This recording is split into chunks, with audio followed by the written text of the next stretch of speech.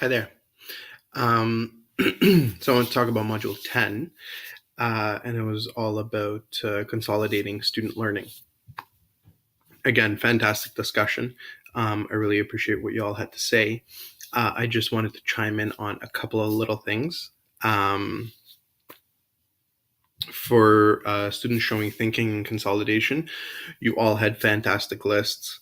I appreciate the spectrum of people who wanted to kind of get everything down versus people who wanted to be concise and focus on a couple of things. Both are good approaches, and both will serve you well in the classroom. Many of you had common ideas that I really appreciated. So students actively listening to others, identifying the problem at hand, comparing and contrasting solution strategies, check for reasonableness of the answer. So that was all great.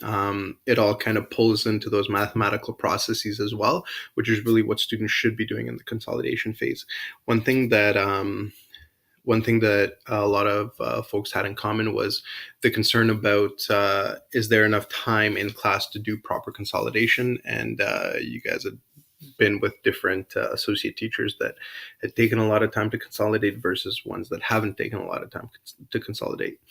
And consolidation in my class is roughly about 30 to 40% of the time. So it's 25 to 35 minutes. So sometimes it's almost half the class. I really highly value consolidation time. I think that's where the learning happens. Students are kind of messing around and playing around with things throughout the period, trying to discover something, and the consolidation is where I can facilitate the fact that they and their small groups can kind of bring ideas together. Student talk is really important. In my class, in consolidation especially, and sometimes you will have to teach your students how to talk to each other about math. Lucy West has a great article, and I just spent about the last half an hour looking for it, and I promise that by the time the course is over, I'll find it and I'll post it to the discussion board. But it really talks about how students need to learn how to disagree with each other in a polite, pleasant way, where a disagreement doesn't mean an argument. And it's funny because she equates it to just the way that we work in a teaching environment, and we disagree with each other all the time. Teachers do, and yet everything's fine. So students need to learn to debate and to disagree with each other. One way that I teach my students how to talk about math is if I have to. It all depends on the class, the grade. But this is one thing that I really like is I take this, which is from Kathy Marks Kirpan's book, Mathematical Expressions, and I cut them all up and I hand them to the students, and they have to use the talking prompts. And they have a certain number that they have to use in the discussion. So sometimes I'll give them to the group, and they have to, as a group, like pick. They're going to use this one because they want to compliment someone, or they want help understanding something. So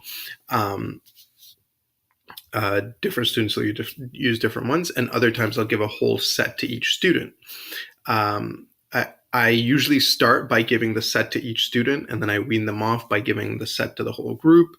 And then eventually I just don't even put them out, and students know to ask each other questions and to disagree with each other, and to ask for help and ask for justification and all that.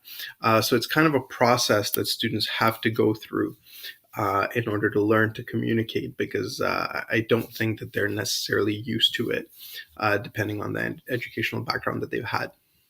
With regards to the second question about teacher actions specifically, one thing that, again, fantastic lists, the one thing that I'd like to add that I do is I walk around with a notebook and I make notes so that I can tie the next day's learning directly to what my students know and need to know and are struggling with.